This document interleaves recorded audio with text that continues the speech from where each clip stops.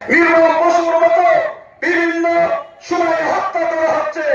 সেই মোদী সরকার হঠাৎ পার্লামেন্টে বিল এনে বলল যে আমরা মুসলমান গরিব মানুষের উপকার করব।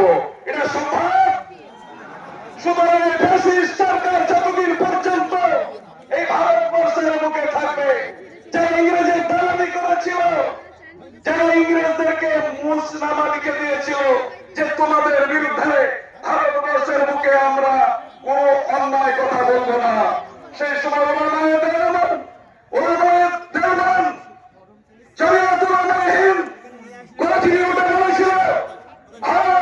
পাকিস্তানের পেশার পর্যন্ত যে সমস্ত হাজার হাজার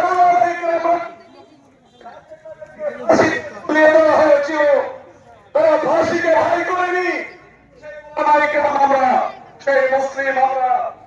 সুতরাং আমাদেরকে প্রতিজ্ঞাবদ্ধ হতে হবে এই সময়ে এই ফ্যাসিস্ট সরকারের বিরুদ্ধে।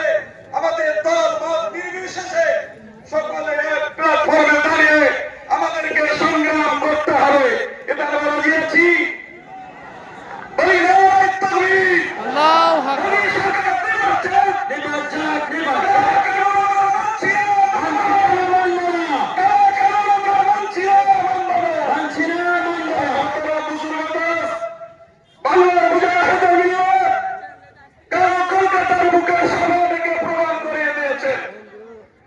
কি অবস্থা ঘটেছে।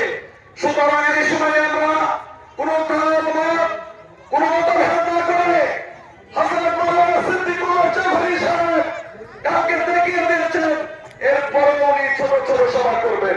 এরকম অনেক সংগঠন আছে, আমরা দ্বিমত পোষণ না করে সকলে যেখানে আমরা সভা হবে আমরা সকলেই সভাগুলি যাবো বলে ইনশাআল্লাহ।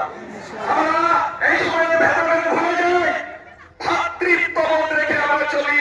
পবিত্র কোরআন আল্লাহ বলেন ওয়া তাসিমু বিহাবলিল্লাহি জামিআ ওয়া লা তাফাররাকু। আমরা ঐক্যবদ্ধ হয়ে সকলে চলবো বলে ইনশাআল্লাহ। ওয়া আখিরু দাওয়ানা আলহামদুলিল্লাহি রাব্বিল আলামিন।